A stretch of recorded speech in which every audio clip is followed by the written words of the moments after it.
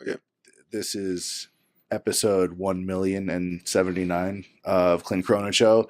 Mr. Chad, Captain Underhook Sunderland is in that the house. Is that what we're going with? Yeah, we're going to go with that. Captain Underhook. It's better than Captain Underpants or Captain Hook. Yeah, I don't know who gave me that name, the Captain Underpants, but it's got to stop right here tonight.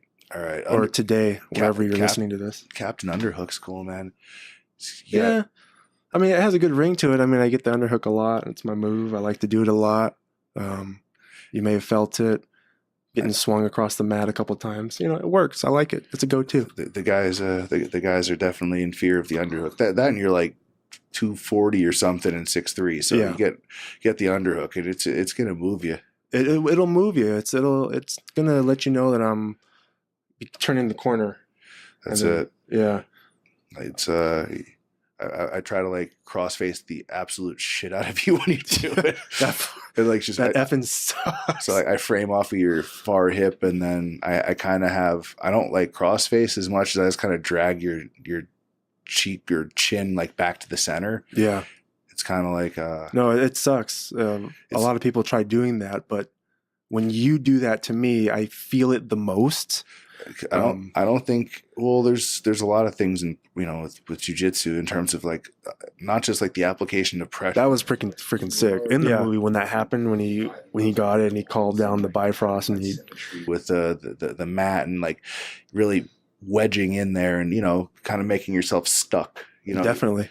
And I try to frame off of hips, and I'll make sure that I have good contact with both sides of the hip, and either hip rather. And yeah, we're kind of going off on a tangent here, but I think I need a towel. Basically, I'm pretty wet right now, like in my face. Oh, sweaty. Oh, is it hot? Yeah. We got the lighting going on in here, and it's a pretty nice night. It was warm earlier. Yeah. We had like cut that out.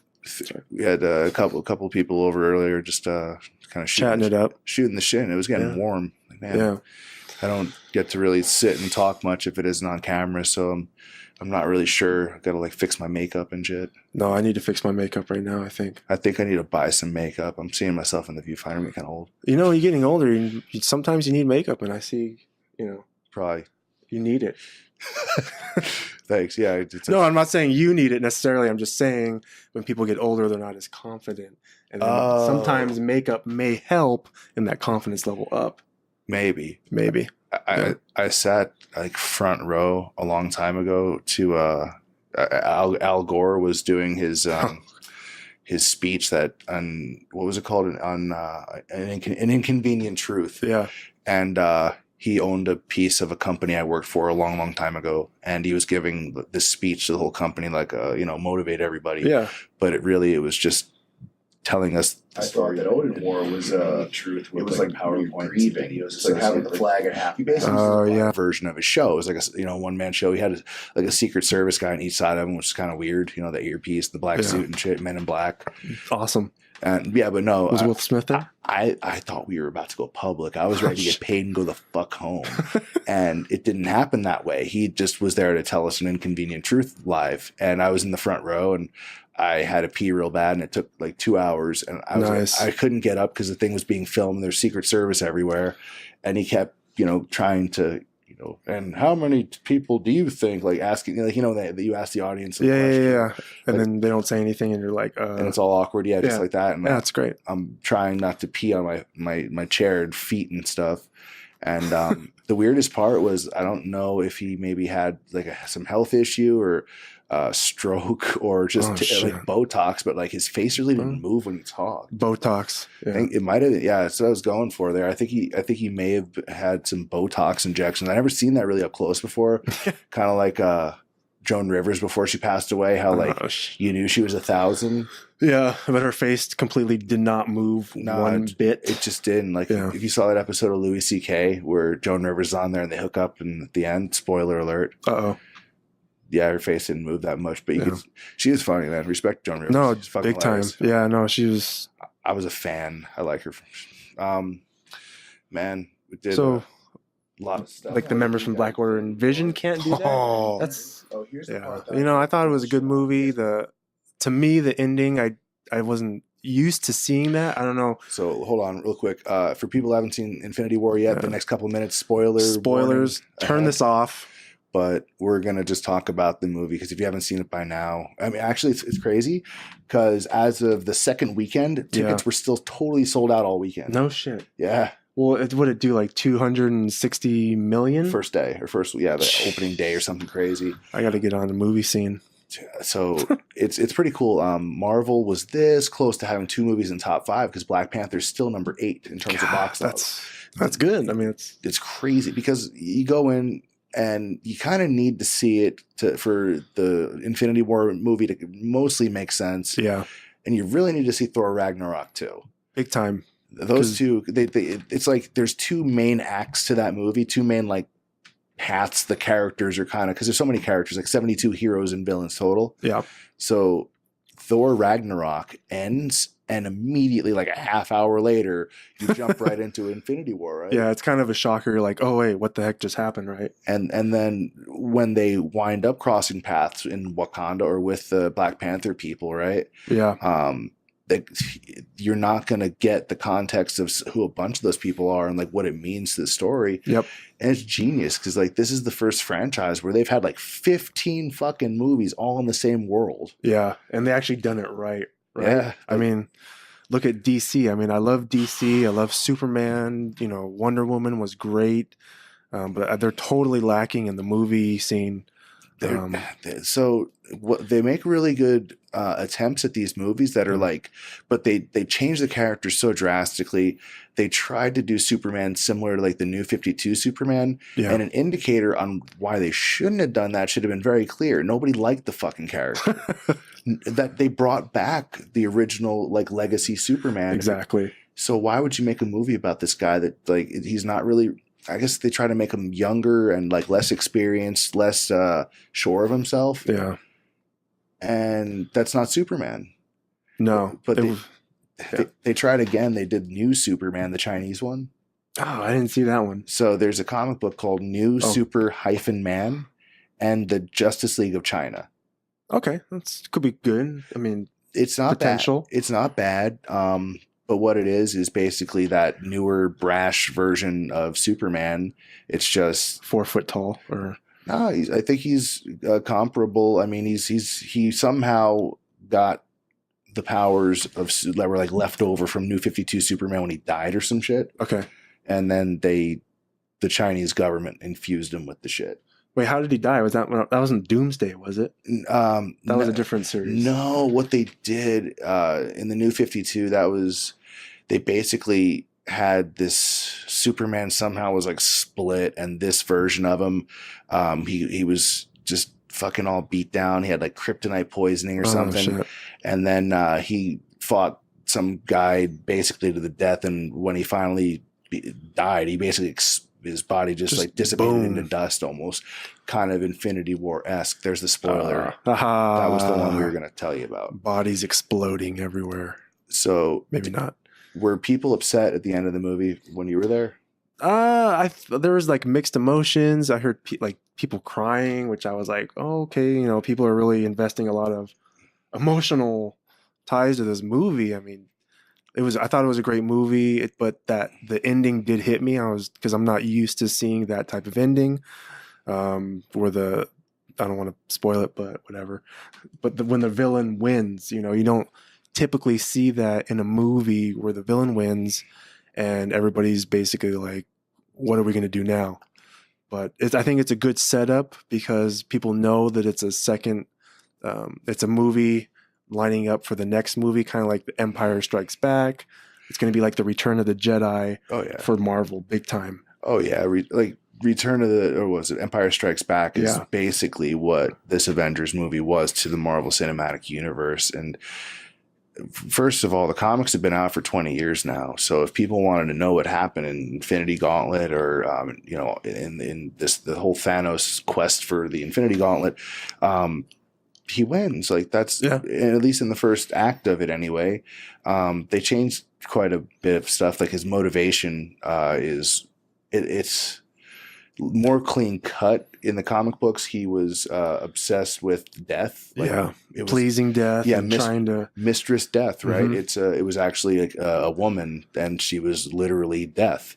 And he wanted to impress her, please her by blinking half of the life out of the universe. But it seemed like no matter what he did, Death wouldn't still have any of it. Like she was like, no, that's not. Yeah, And he would still constantly be trying to get Death to like him, but she wasn't having it. Well, he was trying to manipulate it the whole time too. He had that True. like, Mephisto or whatever was in there.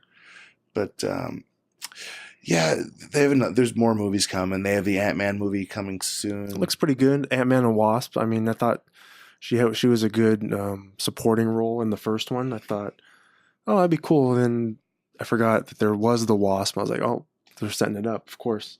Yeah, so I'm wondering if what I was under the impression that Ant-Man comes slightly before Infinity War, with like light tie-ins probably towards the tail end of it. So I don't think it's gonna have much to do with anything. But it's interesting because I know when Ant-Man in the movie he can go subatomic. Yeah, he can go to like what do they call it? The unknown place where nothing exists or whatever. Yeah. And they said that time and space doesn't even exist. So maybe that will have something to do with the Infinity War and maybe not in his timeline or whatever. I don't know. Yeah, because they can go like subatomic or whatever the hell they call it. Yeah, whatever. So if he can or can't come back or maybe he can somehow sustain while Thanos is blinking, because he still have a 50-50 shot. Yeah, right? Big time. Oh, hell yeah. But at the end, Thanos snaps his fingers, everything goes away. Douche. Sorry. But like that's the story, that's the line, that's the canon, whatever. But does he go away? Like, because Thanos? Well, think about it. He snaps his fingers, and then before he goes back through that portal thing, you see him in what appears to be Soul World, and he doesn't have the gauntlet on his hand. No. So was he one of the 50% that went away? But then when they came back, he teleported out. So how do you explain that? Well, think about it. When he snapped his fingers, right? Yeah. And it took up to how long for a lot of those guys to disappear? Like there was a delay, so he would have version of his show. It was like the amount of time it took for him to go. The Secret Service guy decided because there's it's like a shout out to the comics where they show him at that little house, only a nice little farm area, whatever, wherever he is. Then there's the Scarecrow. Yep. Like that's from the comic books directly. Yeah. But differently, it's set up differently. It's a different part of the story and all this stuff, but. What I'm wondering is if maybe he was one of the ones that was blinked out of existence, and like the gauntlet seemed to be pretty much destroyed, right? Yeah. But he was still able to use the space stone to teleport out, right? Yeah. Yeah. So I don't know. The gauntlet, I don't think it's gonna work. So in the second one, I think they're gonna be trying to at least find Thanos and trying to get the gauntlet back or whatever. Well, what I thought was the big Easter egg for that was the second one. So it's not Pip the Troll, but okay, the guy who plays on Game of Thrones. Well, he's the one that actually crafted Thor's new hammer, Stormbreaker. Yeah, wasn't the troll, not the troll, but the dwarf king or whatever. What's the actor's name? All I can think of is Game of Thrones. Peter Dinklage. Thank you. So Peter Dinklage, there was another like blank gauntlet. I saw that. Right. So probably in the comic books, Nebula is the one that's finally able to get the gauntlet off of him after being tortured the entire movie. That sucks. By the father, right? Yeah. Her so-called dad. Yeah, wasn't the. He was able to kind of die and go and fight Dormammu, and he came back over and over because he has exactly. I'm figuring because he has that connection of magic and all these other realms and stuff, and he had that experience where he's twitching kind of when they're on Titan. Yeah. Then they're like, has he ever done that before? When he's in that trance, kind of twitching and stuff. Yeah. He's like, I just saw 1 million, 100,000 possibilities, and they're like, how many do we want? He goes, one. Of course, always right. There's always one. Yeah. But whenever basically he fades away and he's just about to die. He goes, "It was the only way. We're in the end game now." Yeah. So I have a feeling like he knew, like, we have to do this in order to. Somehow it puts him at, like, the right people were empowered, the right people survived. And with him in that realm, I think it's somehow, because he probably won't be powerless in Soul World. He probably has something magic that is going to help him get over there. A lot of people are saying it might be Adam Warlock, that from because he was they allude to him in into one of the Thor movies, and also in Guardians of the Galaxy Part 2. But Guardian of the Galaxy Part 2 doesn't. Oh, I'm sorry. The third one, which he's probably going to show up and won't come out until after Infinity War 4 or Avengers 4. So unless they somehow bring in so that race of people that they stole the batteries from, they were breeding in the movie anyway. The point I think of, him, the guy in the cocoon, Adam Warlock, hopefully or allegedly based on the comics, they were building him to basically use as revenge against the Guardians of the Galaxy. Remember, they had all those drone fighters, and they shit all over him, like they beat him. And they went and defeated those guys.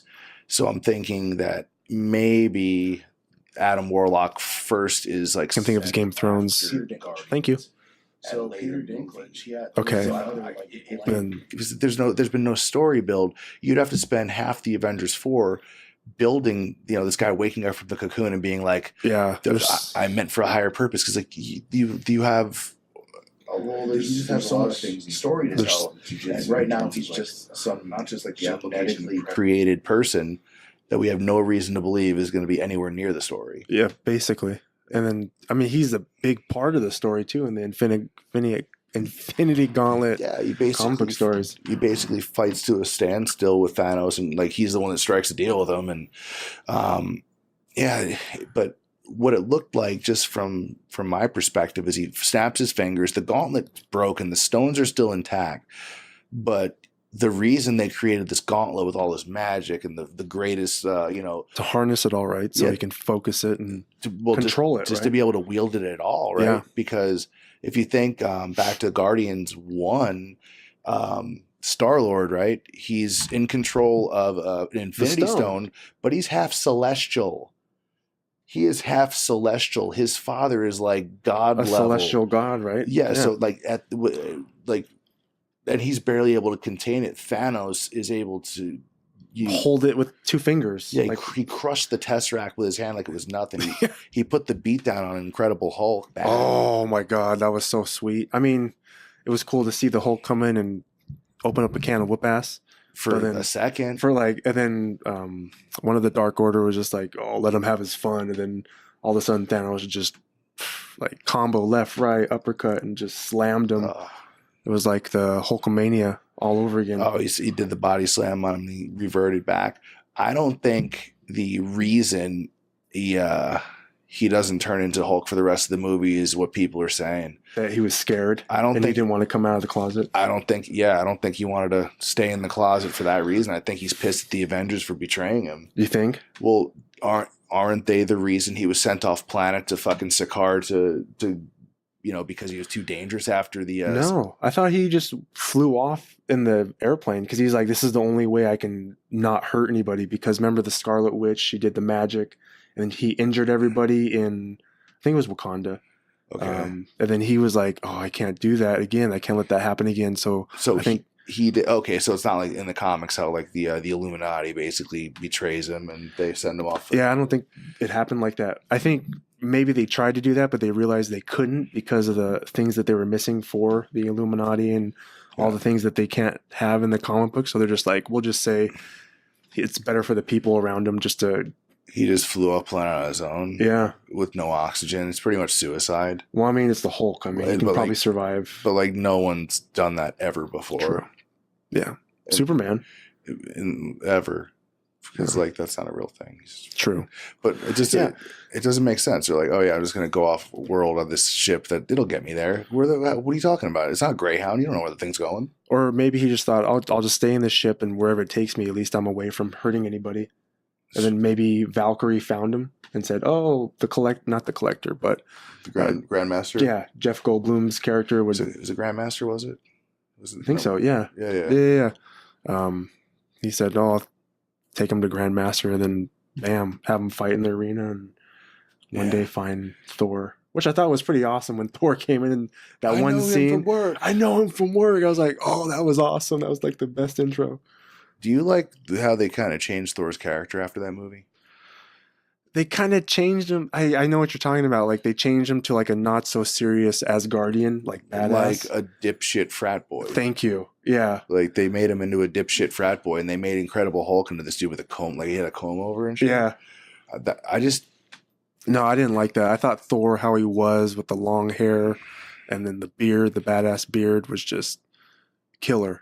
And then they just changed it for some reason. I think Marvel movies, they like that comic portion of it's like having the comedy more clean cut in the comic books. The haircut does I think he looks cool with the short hair. Yeah. It's not really like a long hair world anymore. True, but the Thor world, like the comic books, all that, like that's what I remember the of long Thor. hair. Yeah. And then I like that he got the eye back. The patch I thought that Odin wore was it was like when you're grieving, it's like having the flag at half mast. Oh yeah, he wasn't actually fucking blind in one eye. He's Odin. He's the guy's a god. He's like, oh my gosh, I've never seen that. Yeah, I need my glasses. Where's my prescription? Yeah, sure. Like he's like all fucking seeing, all knowing anyway. Yeah, it's pretty cool though. The new hammer's dope. That's pretty sick. I was surprised that it withstand like the in the Infinity War, the blast of the gauntlet. Yeah, because I could have sworn I saw the axe thrown, and then it went right through it and like went into the dude's chest. Yeah, like done but not done. Well, I think they called it literally a king's weapon. It's supposed to be more powerful in the movie than Mjolnir, Thor's old hammer. And what about the staff that Odin has? Stronger than that? Well, it's Uru metal, so that's supposed to be like the strongest, and it's like enchanted, and it does everything vibranium does. But I think also they harness like the power of like some fucking in the comics anyway. They took like this storm. It was like a cosmic storm that was like wiping out galaxies, and Odin like harnesses it and fucking infuses the Uru metal with it. So the hammer, that's why it's so powerful, right? Yeah. So they said in the movie in Infinity War that new up for the next movie, kind of like the Empire Strikes Back. It's going to be like the Return of the Jedi for Marvel Gate thingy, and like he's going to be able just to fucking use the hammer to like teleport to like using wormholes and shit. That was freaking sick in the movie when that happened, when he got it and he called down the Bifrost and he's just standing there in the front of the battle. That chills everywhere. I was just like, oh shit! He shows off and just beasts everybody. Yep. And then they show Scarlet Witch, who's so like they depowered Vision substantially in big time. They like, and because with Age of Ultron, he beasted on Ultron, and Ultron was supposed to be fucking crazy powerful. Yeah, then I was shocked. In this one, he's just getting all beat up by the Black Order. Like Proxima Midnight's fucking him up. Yeah. The what do you call it? The Mal or whatever his name is, like Ebony Mal or whatever his name is. Yeah, like that. All those dudes are just fucking him up, like nothing. But then you have Cap, and then you have Scarlett Johansson. What's Black Widow? They tear up like one of the the members from Black Order, and Vision can't do that.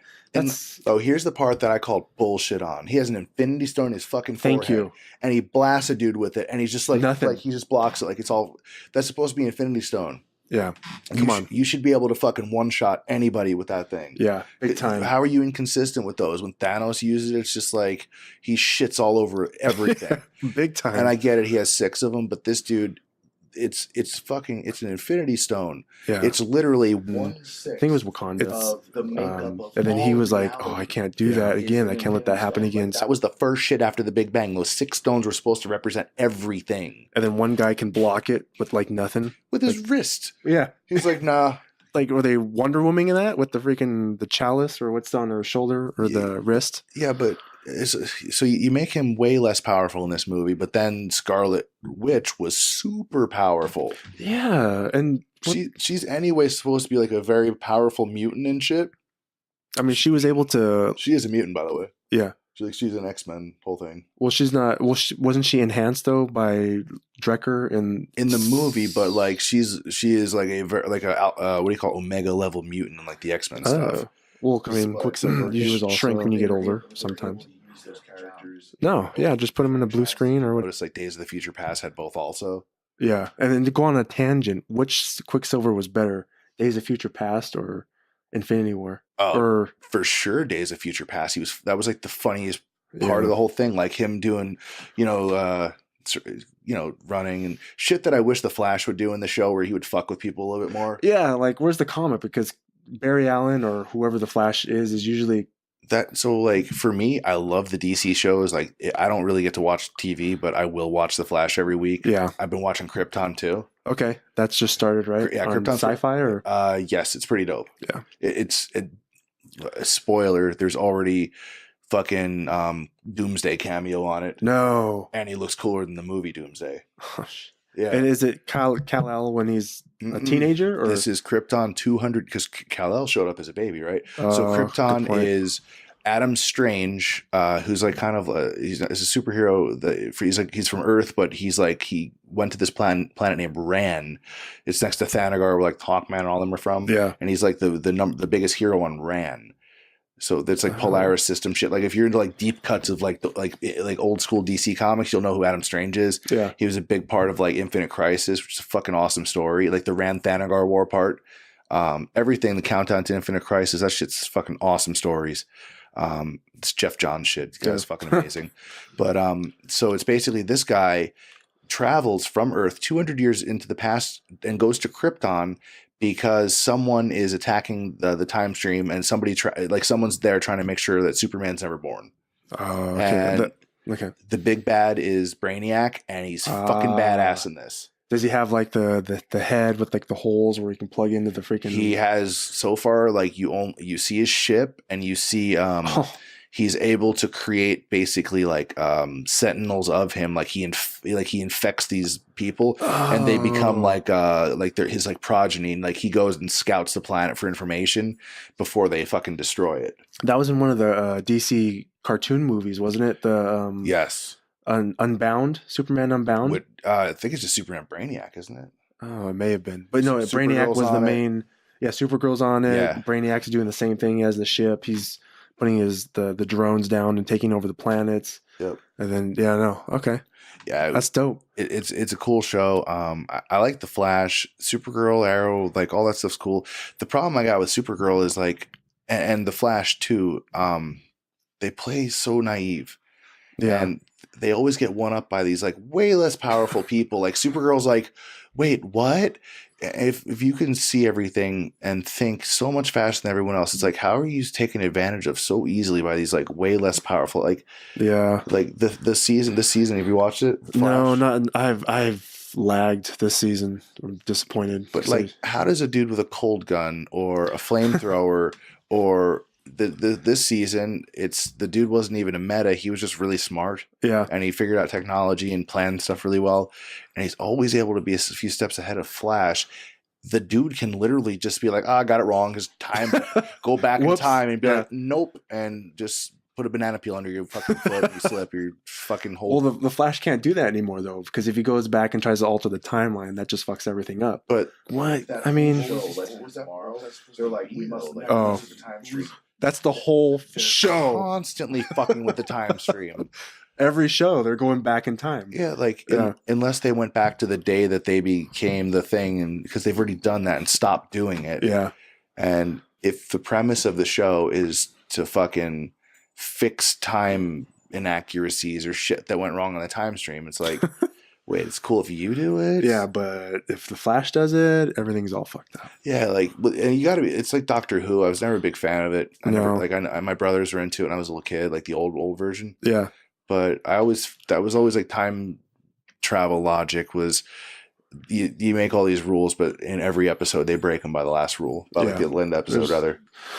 I mean, don't they think about this stuff when they're writing the script? Like, nah, fuck it, they won't know it. No, there's always plot holes and shit. Yeah. Have you seen the new animated Batman Ninja? Yes, that was freaking. Is it cool? Sick. The animation is it's like next level animation. I mean, you're used to like the regular DC. I don't know how you distinguish that, but the artwork is just it's different. It's awesome. It's more of like a fluid kind of like anime thing. Exactly. But the writing is cool. So it's basically their time or displace the Batman, the Joker, all the Robins to feudal Japan, right? Yep. And it's like samurais and warriors, ninjas, and like the clans and stuff fighting against each other. With the castles that turn into mega robots. And, what the fuck? Oh, you didn't.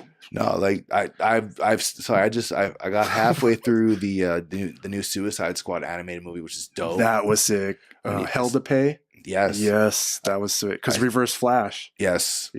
Reverse Flash. Thank you. I was stoked that they continued the Flashpoint movie into this, so they're finally kind of getting towards the tail end of the New 52 shit in the movies too. The cool one they're doing is they're redoing the Death of Superman movie in 2 parts. Oh, I can't wait. That's gonna be sick. It is. It's like it's so funny. Like the DC animated movies are way better than the real cinematic movies at the theaters. Unfortunately, they're arguably in terms of like sticking a story and just quality, man. Like I think they're the best overall. I mean, the Marvel ones are epic and they're fun and everything, but if you're real, stickler about the details and like translating the book from page to screen, I think the DC animated stuff fucking stands alone on that one. Yeah. But I don't know. I disagree with a lot of people though. Like when they say, "Oh, I saw Batman versus Superman," whatever. I didn't like it. I don't know. I think it depends like how you look at it. I mean, because the producers and the writers, they're trying to pull those 2 individuals in a real world scenario. So you really can't think, oh, that's not following the comic book norm where Batman is this just faceless, just cold-blooded, what is he, the detective or vigilante? Like, he doesn't crack jokes. He's just all serious, and then Superman, he's totally different than the movies than from the comic books. So you kind of have to separate yourself from the comic book to like current times, I think. But then you got these guys that do the movie reviews and they take the shit so seriously. They're like foodies on Yelp. Like you'll ruin it before you even get there if you just listen to these negative fucks. Like it's a guy in a cape and a guy in a cape and a mask, and it's Superman, all right? The guy's got underwear on top of his fucking tights. Whatever. And it's supposed to be fun, and I think people get carried away and they otherwise I got to ship their stuff to Florida. So many things can go wrong.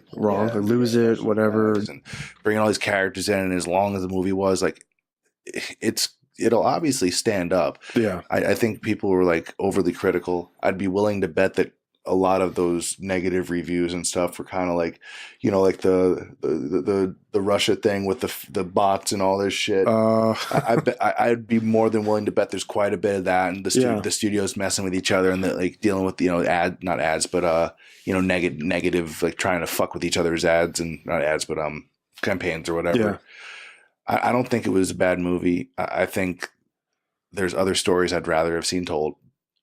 I thought Ben Affleck was a really good Batman. Yeah, he was a good Batman. I think he sold it well, and then now he doesn't want to be Batman because he's not going to be the director or the producer. I don't think he wanted to be the producer or director. I think like the content and like what they were trying to agree as a script, like it was just a lot of just disagreement between all of them, and that sucks. Yeah, I'd like to see him stay as Batman. That the Joker's got to go. Yeah, get Luke Skywalker to do the voiceover, please, for the Joker. I think that would be freaking awesome. Who I still think yeah. would be the best movie. I don't think it was a bad movie. I believe this. And I believe he could do a better job than even, what's his name that did The Dark Knight, right? The Dark Knight. Heath Ledger. I think he'd do better than Heath Ledger. And people think I'm joking, but Gilbert Gottfried. Really? Listen to him talk. He's already crazy. True. He looks like him. I mean, I look at what was that child, Problem Child, and then I see him in that movie. I guess I can't visually picture him being. Don't you typecast Gilbert Gottfried? Like he did what was it, like the Jewish Dracula, the Rabbi Dracula on that Son of the Beach show. Yeah. He's fun. I saw him do stand up last year. I think he's been like in some of the DC cartoons. Like he's been an evil character. I want to say he was like a. He was Mr. Mental. Yeah, thank you. Awesome Joker. Okay. Because he's got a very dark, twisted sense of humor. Yeah. He's got the laugh down. He like, if you look at the body of him, like he's kind of like, you know, goofy. Yeah, like he looks.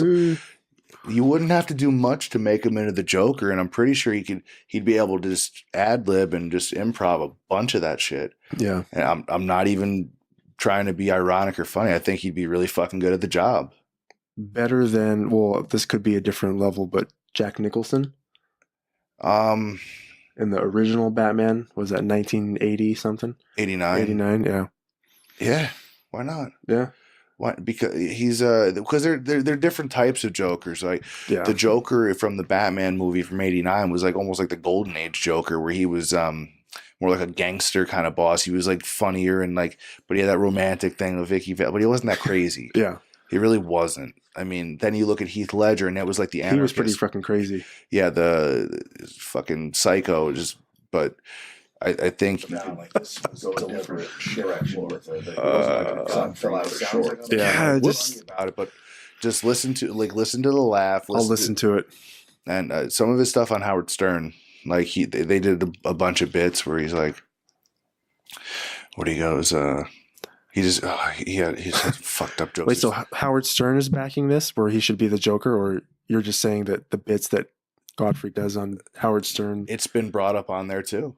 Really? Yeah, okay. They absolutely. I think he'd be tremendous at it. Is he retired? Can we call him up? Or? I saw him do stand up last year. Had my picture taken with Mr. Godfrey. Really nice guy. He's a little dude. Yeah.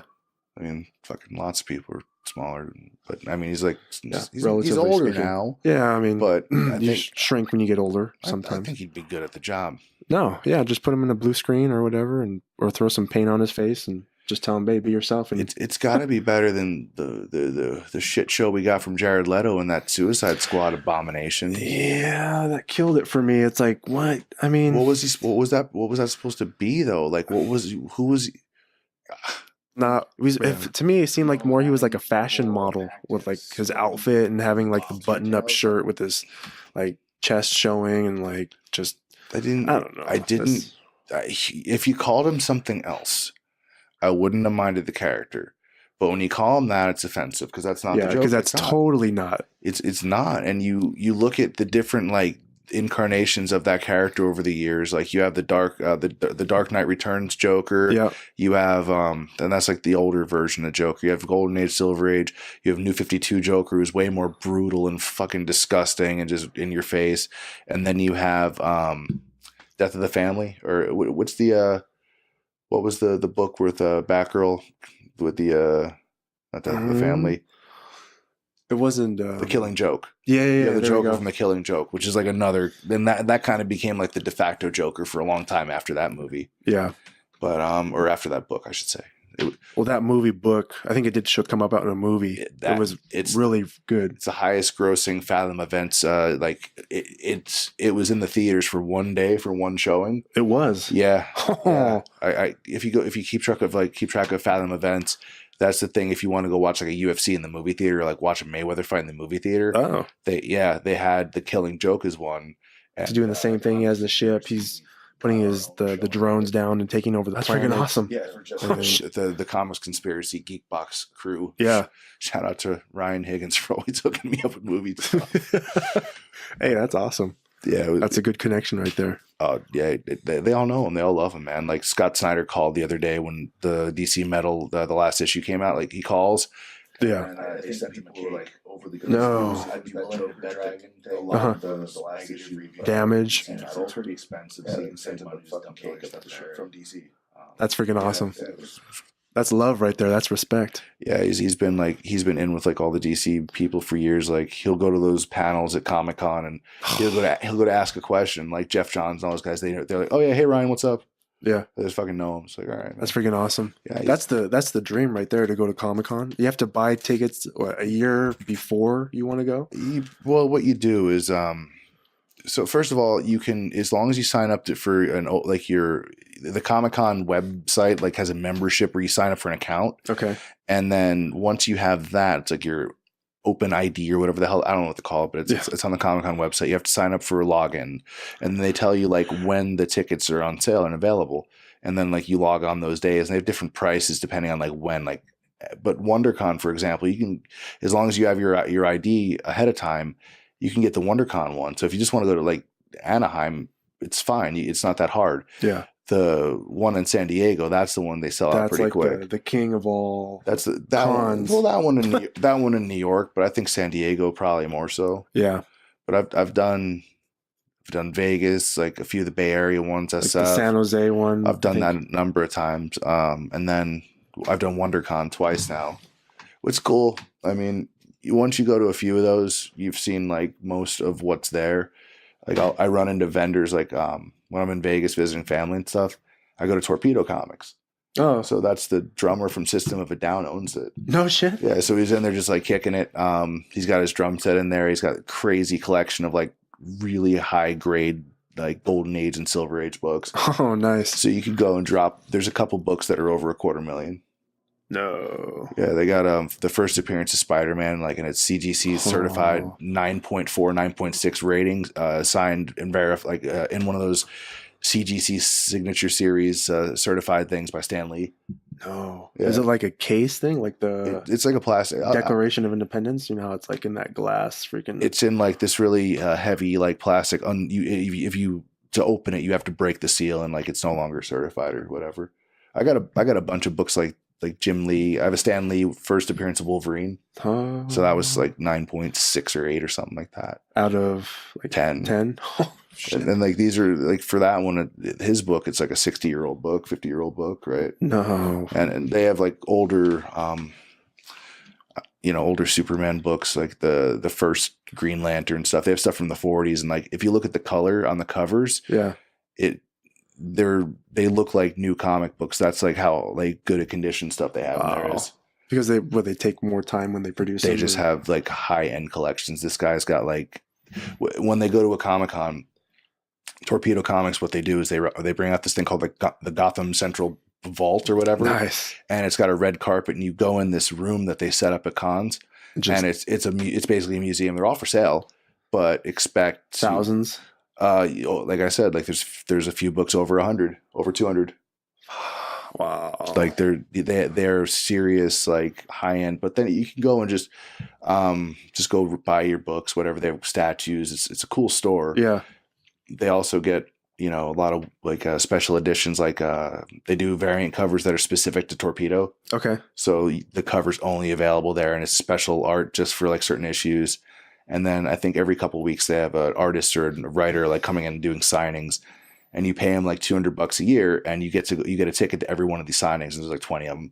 Nice. So you just go in, you're guaranteed to get some books signed, and they'll do the CGC grading right there. Like they send them off for you because they're a registered CGC place. Wow, that's perfect. And if you want somebody to do it, might as well have them. Yeah. Right? Otherwise, you got to ship your stuff to Florida and insure it and stuff. So many things can go wrong. Lose it, whatever, damage, and it's pretty expensive. So you can save money just dumping all your stuff there. And so it's not near the Strip or anything. It's kind of Southwest Las Vegas, but. Yeah. Off of the 215, but usually like where I'm heading in Vegas, in that area, it's right in the path of kind of right from the airport to where I'm going, whether it's training or hitting 24-hour fatness or going visit moms or something. Oh, that place is funny. Yeah. A lot of stories. 24-hour fatness or Vegas. I've been to Vegas, for the birthday thing, and do you have good interactions, bad interactions, but. Are you like a gambling guy? Like anything? No, it was just a birthday, alcohol, be intoxicated and just forget what happened the day or night before. Time disappears when you're in Vegas, when you're partying. But I went with Shane a couple times, like Jose, all those guys. Yeah. And done. They'd look at me like I'm nuts because everybody would still be hungover and just dead instead of sleep. And I'd be at like 9 a.m. on my way to the gym. Like, you gotta get the deadlifts in. Like, what are you doing? I'm like, not this. And yeah. I remember Cardina's got food poisoning from some buffet food. The buffets are always tricky. I just don't do it. I don't want to wait for anything. It's not because I feel entitled. It's because I feel that my time is better spent. It's all grabbing at shit on the buffet. Exactly. Because it's like what, $50, and you can go back and get as much food as you want, but it's like, I don't want. Exactly. There's no control, right? Like, yeah, I'm not that hungry though. Like, and then you feel obligated, like, oh, I spent this money, I got it. Yeah, and you have Tupperware, I can take some home. And there's people like they're serious about it. Like these like very big people. Yeah, like they'll hang out there and like actually get flagged. They're like, no more for you. They'll flag people. Yeah, like they'll try to like stay from like dinner to lunchtime or lunch to dinner time or something. Like yeah, like they'll try to stay for a long period of time and just like. I've heard of people being flagged at the buffet. See, I thought about that if people actually did that, but sure they do. Wow. Just hang out there and mess around, and play on the iPhone or iPad or whatever, and just eat. God, I mean, I'm sure. I mean, that food can't be the healthiest, right? I mean, some of the selections may be like a salad with no dressing on it. But who's no one's spending $50 to eat a salad with no dressing. Exactly. They're going to get like 10 scoops of bread pudding and like pizza and Chinese food and like it's the truffles and it's the international buffet. Yeah. Right? Yeah. What's the there's supposed to be a casino somewhere up north of here where they have lobster tails at a buffet. It's not. Was it Gratin? Is that what it's called? And you have to like wait and have like a ticket or something. And it's packed with people. Yeah. It's supposed to be packed. Like some lady at 24-Hour Fitness actually was telling me about taking a day off work to go up, and it wasn't Cache Creek, but it was one of those casinos, probably about an hour and a half from here, just to go eat lobster tails. And it's like, oh, they're good. You can have as many as you want. And then I found out there's a huge like line for it, and you're packed in there with all these people, and you'll be waiting like 2 hours to go eat and stuff. Oh my God. Like you're describing something horrific to me. It's not. Yeah. No, that many people all packed in, sweaty, waiting for lobster tails. Like, but anyway, it's so I get out. Let's go work out. Oh, time to shower. I go to the. I mean, don't get me wrong. I like lobster tail. But I'm not going to go that out of my way to do that just for that. I don't. No, not at all. It sounds terrible. Like the whole experience. Like, I don't want to actually for anything about it. It's not because I feel entitled. It's because I feel that my time is better. It's not worth doing anything else besides that. Like, nah. I'd rather be doing an underhook. What the hell? Captain Underhooking the lobster tails. Heck yeah. So back to 24-Hour Fitness. I have a funny story. Uh-oh. So I go there every morning. I train. I like doing the workout thing a lot. But anyway, so I get out, let's go work out. Oh, time to shower. I go to the shower. I'm looking around like, what's that smell? Like, I swear to God, it smelled like somebody was actually squatting and taking a deuce in or around the shower area. So I'm looking. So I look down, and in the drain, whatever you call it, there was a pancake a waffle of poo that they were trying to stuff down. It had to be they were trying to stuff down because it was stuck in the drain of the shower. So I was like, all right, this is what we're doing now. So when the one we're talking about, the Super Sport in Sunnyvale, yeah, which is in good condition. When they first opened it, like first opened it, right? Within the first 2 weeks, that far shower so if you walk in all the way to the end of the right, there was a big pile of shit on the floor. Like someone just went in there and just shit and left. Like, are they thinking like, I'm not going to make it to the toiletry, I'm just going to go right here and just F it? Or are they just like, no shame? Like, what's the thinking behind that? I mean, you're growing up, I have to go dookie. I'm going to go number 2 in the bathroom. Let's go with, there's a few possible paths. Right? Okay. I'm thinking mentally ill. Okay. 1, 2, just an angry, not very nice person for any which reason. Yeah. 3, maybe disabled, or like they didn't. There was no. Maybe that's. I don't know if that was a shower with the curtain thing. I don't know. It was one with the door. Old elderly, maybe accident, but it was a pretty. Like it was pretty well in the drain. It was this one was in a pile. Like it was a dog that was close to the ground. Like this was deliberate shit on the floor. It wasn't like something fell out of their shorts. Like, like whoops. So I I worked at a tech company a while ago, Mhm. and we had a young lady in her, I want to say like late 20s. She stopped by and she used to work there and she wanted to say hi to her friends. Yeah. Upstairs on the second floor. Well, the front desk office administrator's like, I'll just wait down here. She's like, I can go up. She's like, I'll just wait down here. CM Punk is Bring him back. She went to go, like, What is and go on lunch, and the next person came to cover her lunch. okay, makes sense. And then I guess the girl just figured, well, I didn't have that conversation with this person, so I'm just going to go the fuck upstairs. And the girl didn't check her because she didn't know what the fuck the situation was. She goes upstairs, and then she's like, okay, bye, like leaves a few minutes later. Apparently, she went into the ladies' room on the second floor and just in front of the mirror, like not CBD oils or no? Yeah, what do you call like this? right there in the middle of the bathroom floor and left. Just all right. Former employee there. Just Hey, dropped a deuce right there. Why There's other bathrooms. So this was like, I don't know, maybe like a disgruntled former employee. Okay, maybe she was let go and she was just like, you know what? Disturbed though. Yeah, I mean, who does that? I mean, there's also that workplace violence where somebody gets let go and they resort to. No, this is like well after she doesn't work there anymore. She came back to visit her friends, is what she told the people.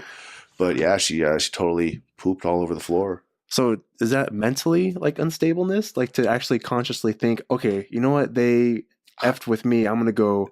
But that though, like that level of just savagery to just do that, like God, like, that's crossing lines that I think most civilized folks just won't. Like it would never dawn on me to do something like that. Yeah, like, it would never. I'm like, what?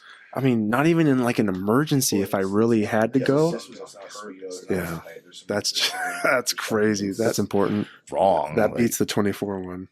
Well, yeah, you figure you're 24, like somebody messed up, like, and no one's trying to be funny if they're trying to hide it, you know? Yeah. But it's still disgusting. Okay, here's another one. 24, right? I swim in the pool. So I do one lap, you know, just to warm her up. outfit's Mimicking the corner of my eye, I see this big guy. So just turns the corner. The play is nothing. Just walking like nothing. Just like, oh, it's a hot sauna place. Like I'm just walking, letting everything hang, and there was a naked man in the pool. Yeah. Well, no. He didn't get to the pool. Like he was walking. He walked to you know where the water is. Yeah. He took a sip of water, turned around like nothing, and just walked back to the. Were there women present? It was full. Like there was at least everybody in a lane in the pool. And then I'm sure they're like, oh, hey, at least maybe two or three people in the. He doesn't want that shit. He just wants to be cock and ball swing, and yeah, and just no shame. I don't know if he was from visiting from internationally or thought it was one of those places where hey, you know, we're free balling it. Yeah, but wow. Yeah, he's got to know. Well, maybe he thought it was not co-ed and just. Maybe. I mean, there's signs on. I mean, there's now signs on the wall that say, "Hey, you know, swimsuits are required in this area." Maybe he couldn't read it. I don't know, but it was. Or you know what? He may have forgotten his towel, and was just like, you know what? I got to get that towel because I'm going to take a shower, and I don't care. But this dude went and got water. No. He didn't get in the water. No, he went and drank water. He drank water. Yeah. So he drank water totally naked and walked right back like it's all good. Thank you. Wow. Yeah. Yeah. I mean, we probably sound, you know, all prude or something. They were talking no, it's like really. But this is not a nudist place. This is a 24-hour fitness. It's public, recreational. It's a public family with people from all over the world. Yeah, there's actually kids, maybe sometimes in the pool. I remember wearing one of those Brazilian Speedo things a couple times to the pool. The banana hammock.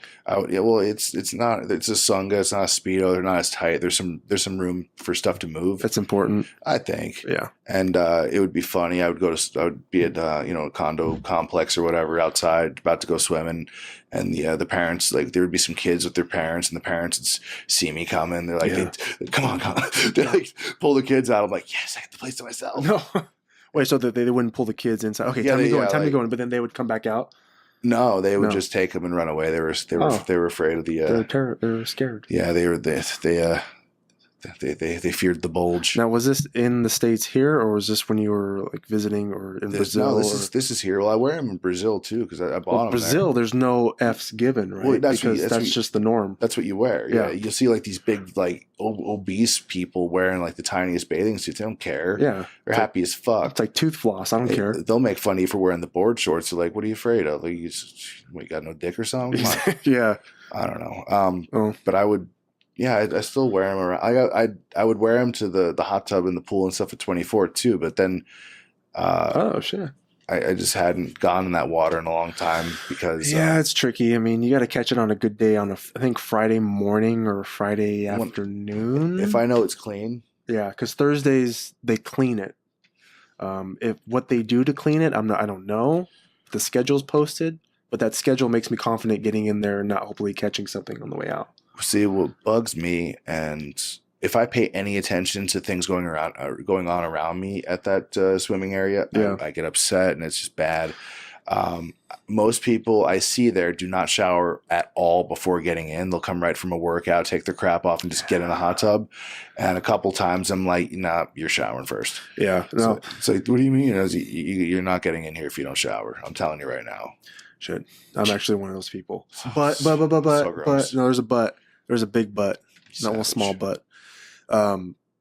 I do not come out from a workout and then get into the water because I think, yes, that is nasty. And then I do see people do that and I frown upon that. Okay. So when I wake up at 4 a.m. to work out, before I do anything, I get in the pool first. Now I know there's oils or whatever that your body accumulates during the night. I don't know if that's unsanitary enough. You sweat. Yeah, you sweat. I don't wake up in a drench, but you should just spritz off in the shower first. It's a nice thing to do, but bearing in mind that oil might be protection from all the people that don't.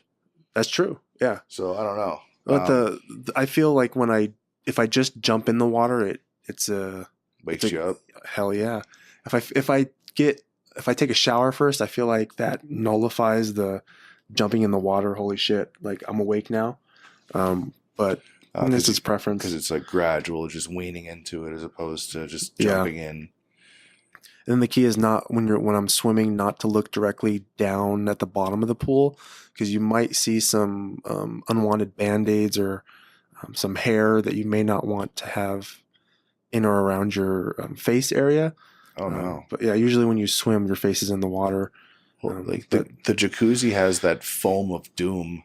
I've seen I've seen it's like the Red Death. It's coming for you. Like, you have to kind of like walk around away from it, or try to like push it away, like spread it away from you, and then kind of make like a zone where nothing can get by you. And they have that wheelchair launch thing, like the handicap, like it's like a. For not able bodies. I mean, no, I respect that. What do you call it? What do you call the thing? It's like a hoist. Thank you. Mechanical hoist. Yeah, like usually because it's like still sort of submerged when they're done using it. Yeah. It's like the foam all like congregates and gathers in that general area. Then the foam is a result of that hoist, do you think? No, I think that's just miscellaneous like hodgepodge of oils, bodily fluids. Ended up and just trying to open something up and hopefully get creams. Like sometimes they'll have like soaps. I'll smell like people having Bengay like when they walk into the men's room. All right. I'm thinking, oh, okay, they're probably sore or they have a pain and they're gonna go push through it out there, like whatever. But I do smell that occasionally, so that could be it too. It's just a combination of all sort of biological and pharmaceutical and or what do you call like the creams and lotions and shit? What CBD oils or no? No, like what do you call like that type of product in general? Like care products? Yeah, Manscaped? No. I don't fucking know. Shit, or whatever. There goes articulation. Yeah, out the window or out the door. Oh, I did jujitsu. That's right. That's what happened with the freaking seminar. That was Eric Paulson, the main man from CSW down in Orange County. Footlock. It was just a 4-hour seminar on just violence. It was a mix of kind of no-gi, jujitsu, and catch wrestling stuff. Okay. Lots and lots of moves that hurt a lot. They did, and when you showed me that on Sunday, the knee bar. The knee bar, yeah, that really that got me woken up. I was aware. Yeah, they showed how to like, once you trap the leg and all this stuff, actually finishing it and using the other leg, and it was this whole like, system thing and a bunch of attacks from different positions, and we were doing shin locks, which are always cool. A lot of neck cranks. Yeah. And using the neck cranks to set up chokes, and then using half guard from both positions to set up different leg dilemmas and conundrums and violent stuff. It's cool. He's really funny. He was showing all the moves on Eric Acha, the Jean-Jacques black belt that owns Peninsula Self Defense. Yeah, I saw that where he started tickling his feet. Like, yeah, he set him up in that cloverleaf submission, and then he like hooks the one leg, bars the other leg, and starts tickling the bottom of his foot. And classic. He's like twice his size, and he's like, first of all, you're being leg locked, and it's kind of his way of saying like, I could have broke your leg. But we're just showing. Yeah, there was lots of fart. What is that? I mean, there's also that workplace violence. There's a lot of those in that when I train. They resort to Eric Paulson. How long what has he done? He was a world champion. If I really had to go before the UFC, that's crazy. That judo champion, Valley Tudo. It was MMA. It was straight up just MMA straight up. Yeah, he was a student under like Hickson and all these guys in like 1990. Wow. So he's been at it a long time. He's trained people like Josh Barnett. Mm-hmm. Shayna Baszler is one of his people, I want to say. Probably Rousey. Sure. Travis Nwaza, the guy that owns like, I think he used to be like Nwaza Apparel. He does a lot of seminars. He's a brown belt, but he's like a no-gi submission wrestler type guy. He owns a spot up in Oregon. So that always confused me. Catch wrestling compared to jiu-jitsu. Like creams, like sometimes they'll have like no-gi, but more violent. Okay, like so deliberately more violent. Like zero F's given. Like I'm gonna wrench your knee until you tap. I don't give a shit. It's there's just a lot of twisting of joints and things, and I think a lot of the stuff that we look at is like Brazilian jiu-jitsu leg locks and stuff. Yeah. And, the neck cranks, a lot of things that would otherwise be not permitted by like gi BJJ rules or something. Yeah. And also it's wrestling, so there are pins as well as your submissions and stuff. Okay. So I believe you can win via pinfall in catch wrestling, in a catch match. Yeah. Interesting. Yeah. That's a lot of what we're doing in jiu-jitsu. It's like there's a lot of pins. You like use a lot of pins. There's crossfacer too. Well, like anytime you're either mobile or you're not, setting it up and just trying to open something up and hopefully get it. I mean, if you look at under over control, like what we do from north south, it's a pin. Oh, I haven't mastered it, but the overhook on the inside arm and the belt control, or the underhook on the far arm with your head down back, it's a pin. Yeah, right. And then being able to transition through that's good, because if you're mobile, you can wait until the bottom guy just messes up and you can just capitalize and break their style. I remember wearing exactly. The paper cutter from that north south position is awesome. That's like my go-to, I would say. I try to get to that hub, the north south hub that you showed, but then try to first do the paper cutter. The only thing that I haven't successfully done is the shoulder exploder, and that's the one that I would love to like fine tune, because it's freaking powerful. Yeah, it sucks. Yeah, especially when you freaking grab onto the lapel on the far side and just kind of just wreck the face, and then pull the shoulder up and explode. You'll get good at it as you get good at finishing kimuras. Like learning how to like actually be up on the ball of your foot and like pinch your knees together at the right place, because it's a position you don't see a lot of people use. Like you'll see the guy go flat footed when they're trying to finish a kimura. Yeah. And then you wonder why like they wind up going flat back. You really got to pinch your knees together, like kind of parallel, where there's one down and then the one foot's up, but with your knee basically in line with your toe. And it's not a position where you're like kind of like a Spider-Man perch, but like knees pinched together real well. Yeah.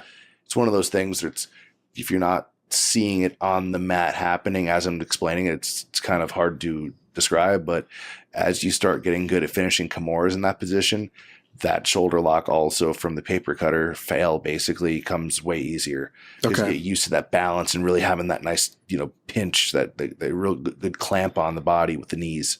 Okay. So that's when you're in an upright position, right? Not the standard guard. So I have the skimmick. I'm going for the paper cutter. Yeah. As I pop up, it's like really getting my knees together. And the same thing, getting that pinch and isolating the shoulder so they're not. And that should be the same thing when you're finishing Kimura from just being on top of them, right? Yeah. Cross side, you have the Kimura. You're up, one knee's down, one is up and forward. Pinch both of them. You got it's an all day. Okay. It's a lot strong. Oh, yeah. Like I went over it and in one seminar that we did over at Evolve, and then I'm sure I taught it at AKA One World. Yeah. Actually, I know I taught at One World a couple times. Yeah. But yeah. At the 6 a.m., 6:30 class? No, that was I do Friday nights over there sometimes. Really? Mm-hmm. Are you going to do this Friday? I might maybe. do. I don't know. I was thinking about it to see maybe and try to Friday night. I might have a press thing with Bellator for the King Mo fight this weekend. Nice. King Mo Ryan Bader. So I'll see. But always stoked to go see Bellator at the SAP Center in San Jose. Yeah, I know. I've always wanted to go. I mean, the fights that I've been to or seen Ant Doe and John Fight in the Bellator. I think it was like a year ago, and I've been meaning to get out there more to try to see more of the fights because it's a different experience when you see them live and like you see them every day on the mat at the gym, and you're just like, it's pretty cool. Oh shit, they're actually like in the freaking octagon, like fighting. Like this is going down. Yeah, and totally different. At the SAP Center, it's pretty cool because it's a huge venue for that, right? Yeah. And then we'll generally sit down somewhere near the floor, and you have kind of your own little socialing area. Kind of there's like a little VIP area and shit like that. You have your own concessions, your own bathroom down there. That's awesome. And then what was it? You got it's an all day thing though. So like 8 a.m. to 8 p.m. or what the hell? You'll wind up getting there at like 2 or 3, and you'll be there till like 10. Damn. Well, just because there's prelim, but Bellator has post-lim fights. Oh, so that's like after everything's said and done. Yeah. So if you think about you're booking a pro wrestling thing, you know how long each match is because you determine it ahead of time. So the referee will be like, go home. They'll be like, this match is only supposed to be 10 minutes. If you go over, you get in fucking trouble. If you go under, you get in fucking trouble. Oh, right? Wow. So you're sharing the TV time. You're sharing the building rental, basically. You're sharing your stage. And you get a certain amount of time. That's it, right? But with MMA, nobody knows. You know how long you have the building for. Yeah. You know how long you're going to be on broadcast TV for. So you try to get the correct matches on the TV broadcast. To fill those. But what if, let's say, worst case scenario, each one goes the full, 5, 10, 15 minutes or 25 minutes. Or they end sooner than knockout. Or they're like a 3-second knockout in 5 fights. What are you going to fill the card with? So they overbook them sometimes. And like if, let's say, the prelim fights, you skate through them. Okay, we'll do all of them. And then for the main card, we'll do them now. Sometimes there are no post limbs because, hell, the fights went faster. So some of the younger talent or like the local guys, right, will get a chance to. They're either going to be on early or late, and sometimes it changes, and you can. That's why you can find out pretty abruptly, like, oh, remember we told you to get warm? Well, you're fighting at 9:30 or 10. Go get a sleeping bag. Yeah, and they're on Spike TV, so it's you're kind of at the mercy of, when is your broadcast window? It's supposed to be live, right? Yeah. And if you're filming for East Coast versus West Coast, it's a whole thing. But same thing with pay-per-view. It's like a certain that this is when it's on, and it's either going to be on the show or it's not. It's like if you look at like the main like Bellator events, right? There's only like 4 or 5 fights that actually make TV when it's live. Yeah, they'll stuff them back in there in the end or like another broadcast or replays, but the main show is only like is live. Yeah, yeah. I noticed that when I went to their fight, like at the end of the main fights, there was no more like TV cameras. It was like, oh shit, you don't hear an announcer anymore. Yeah. So is that mentally like unstableness? Like to have the intro music? Think, okay, that was sick. It's always cool to hear the intro music. Yeah, you need for the fighters. You need the music. Yeah. But I mean, it's not like a Frank Shamrock Strike Force entrance with the flames. Yeah, the smoke or the what's his name? Goldberg with the sparklers. Oh yeah, and then with the tongue out and the fucking breathing the smoke in his nose and all that. Yeah, he's pretty badass. Yeah, still is badass. I think he's still wrestling. Yeah, he shows up every once in a while. He was there last year. He was. They had him work with Brock Lesnar. Yeah. Still, that Brock Lesnar's still the champion in that thing. And he's supposed to fight. They were talking about having him fight the winner of Daniel Cormier, Stipe Miocic. Really? Yeah. Huh. And CM Punk is fighting in Chicago. Well, is Brock Lesnar? Is he still under contract? Yep. Okay, he's signed with both. He re-signed with WWE, and he's also signed to UFC. So he's due back then. Well, he has to get in the WADA or USADA testing pool. Oh, okay. Because he had that failed test against Mark Hunt.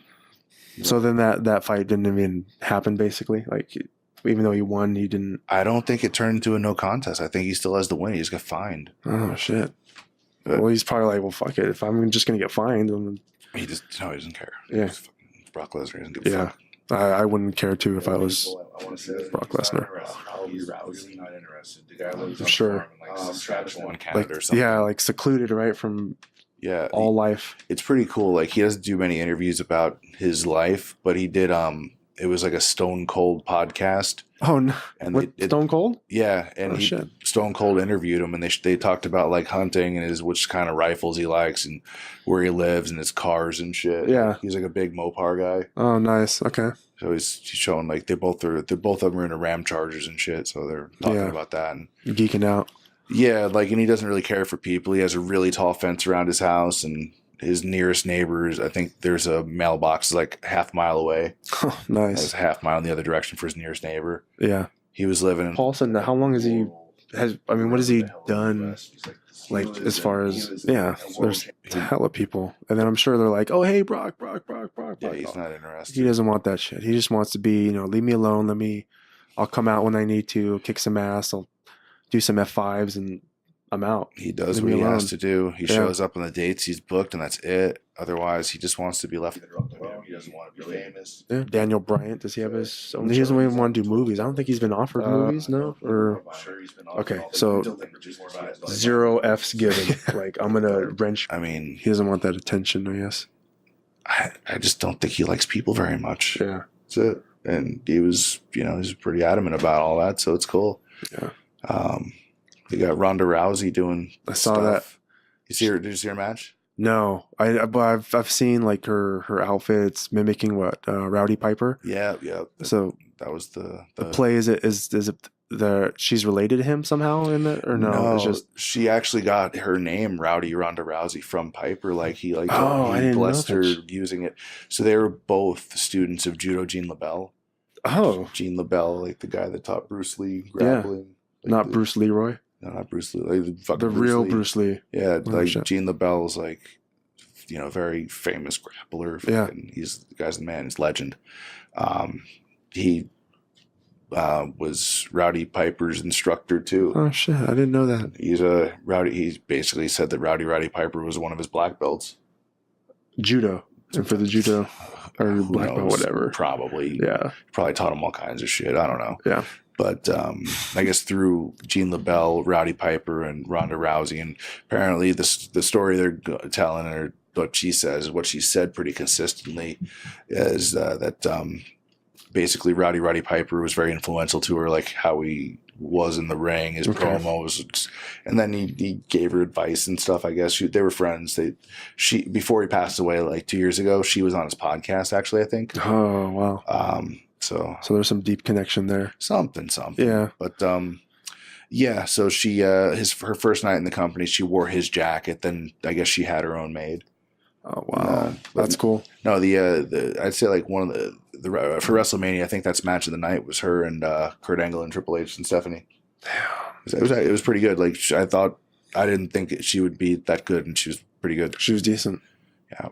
They just signed the other 2 4 horsewomen, Shayna Baszler, Ronda Rousey, and I don't know the other. Just I know that Diva show didn't last long. I don't even know if it still goes on. The WWE Total Divas. It's up to the 9th season, man. Is it still going on? Yeah. With the same people? Not John Cena and Nikki, right? No, they have their own show. That's Total Bellas. Oh, okay. And then there's Ms. and Mrs.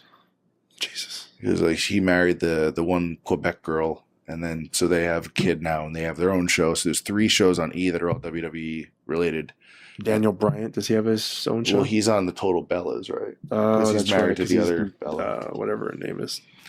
Yeah, they're the one that's not divorced to or separated from John Cena. That sucks. Yeah, I don't know. I guess she wanted to be married and have kids or whatever, and he was like, "No, I don't want to do that. I don't want that in my life right now," or something. I don't know. I think it's something like that. Yeah. I don't have the network. Like I literally watched the thing online with the Flash and Krypton. I don't have the channels. Arrow, you got to watch Arrow. I'm a few seasons behind now. They losing steam. Well, when he was with Felicity, I just got bored. Yeah, because it turned into more of like a love story kind of thing. It's weird. Yeah, it just got weird. And then whenever the Flash came out is when I stopped kind of doing the Arrow stuff. Yeah. I like Legends, but they got Wally West on there. It's pretty cool. Yeah. They got a real Titan show coming up. I've seen that, the live action one. Yeah, with Robin or Nightwing, whatever he's going to be, and then Beast Boy and Starfire and Raven. Is that a Netflix exclusive, or that's just that's the DC Nation or DC? There's going to be a new DC online streaming service. Oh, it's going to have that and Young Justice season 3. So does that mean all the DC movies that are on Netflix, are they on Netflix? I don't know. I can't remember. But they're going to take them out. Put it this way: in 5 years, everything that's on Netflix right now is going to go their own fucking way. Yeah, just like what Disney did, right? Disney's doing their own Disney thing. And Marvel, they're pulling them all out and putting it on their Marvel specific thing. That's or a Disney specific thing rather. And that's going to be even more stuff because they're buying 21st Century Fox now, which is all the Fox property. So don't expect another solo Deadpool movie. Yeah. Like they're going to do X-Force, but if it's rated R, it's going to be deprioritized for sure. Yeah, big time. You're not going to see Disney doing that stuff unless they go for like a major change up. Yeah. And that Deadpool 2 is going to have to sell a lot of freaking tickets for that. Yeah, I don't think you can't have Deadpool not R-rated. That's like, you can't. I don't, you probably could if you didn't already make the first one R. Good point. Yeah. And then Logan, like if you didn't make that movie R, you could probably still. Yeah. But but I mean, what people considered PG-13 and R now versus 10 years ago is so drastically different. So they might just slide the scale a little bit. Like, no, because it's comical beheading. It's not the same, and it's fine. No, it's okay. We're okay with that. But as long as there's no nipples, and Yeah, no. We need to cover that up. Genocide, fine. Yeah, of poison course. them all. Yeah, no nipples. Yeah, the genie cannot be killing people. No, or the flying carpet. Exactly, Aladdin. They actually casted in Aladdin they're gonna make, I don't know how I know this, but anyway, there's the live action movie that they're gonna do. It's gonna be with the Pink Ranger that was in the Power Ranger movie that came out a year ago. Interesting. I don't know. I mean, growing up, I'm not gonna lie, I watched Aladdin. I mean, shit. I mean, it's Disney. My little cousin had me watch that, and I think that was the only cartoon movie I really watched as a kid. Like those. Yeah, because there's Robin Williams. How can you not like Robin Williams as the genie? Oh, I like him. Gilbert Godfrey is the other thing. Thank you. Parrot. Oh, that's right. Yeah. What? Yeah. Jafar's assistant. Yeah, the bird. Yeah. All right. Well, I think we've covered many things. Jiu-jitsu being the least, but change is good. Jiu-jitsu, by the way, today is Teacher Appreciation Day. I thought it was it's like National Nurses Week too. Well, maybe, but I saw on Facebook. Well, anyway, what I'm getting at is thank you to all the jiu-jitsu teachers out there, and it's greatly appreciated because I wouldn't know what I know today that I know if it wasn't for everybody. So thank you, everybody. Shout out, One World. Thanks to all the jiu-jitsu teachers. Thanks to Mike. Thanks to Alex. Yes. Thanks to Dave and Matt, Jean-Jacques, Eddie, and Eduardo Tellis, and Hanner, and the other Gracies. Yeah. And everybody that made it happen. I'm just going to keep naming names. Keep going. They're all probably instructors. Yeah. And I just wanted to thank me Exactly. Yeah. Because I'm doing that too. Is today Tuesday? Ooh, Today's that's Tuesday. right. Tomorrow, 6 a.m. 6:30 a.m. Whoop. Wake your bitch asses up. Just get up. Wednesday and Friday, 6:30 Get up, a.m. go train. Jiu-Jitsu with me at AKA Sunnyvale, and 5 days a week at One World Jiu-Jitsu in Newark with purple belt extraordinaire Eric Stang. And get some wax. Get up, get some wax with Eric Stang. That's all I got to say about that. All right. Chad, Captain Underhook, Clint Cronin Show, Cronin Club, 444 Life, Want versus Need, buy the gear. What? WantVersusNeed.com, go buy some stuff. Thanks. Peace.